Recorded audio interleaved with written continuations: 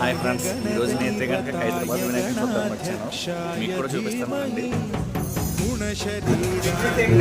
Friends, ఇప్పుడు మీరు చూస్తున్నారు కదా, ఇక్కడ ఉన్నాడు మనకి హైదరాబాద్ గణేశుడు. చూడండి, ఇదంతా ఫుల్గా లైన్ ఉంది. చూడండి, మనకి